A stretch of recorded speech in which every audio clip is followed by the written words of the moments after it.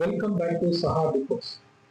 ராஜஸ்தான் மாநிலத்தோட ஜெய்சல்மர் பக்கத்துல இருக்கிற துல்தாரா அப்படின்ற கிராமத்தை பத்தி தான் நம்ம இந்த வீடியோல பார்க்க போறோம்.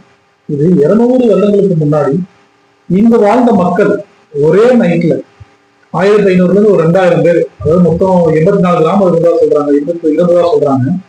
அந்த கிராம மக்கள் மொத்தமா காலி பண்ணிட்டு எங்க போனாங்க அப்படிங்கிறது இது வரைக்கும் தெரியல.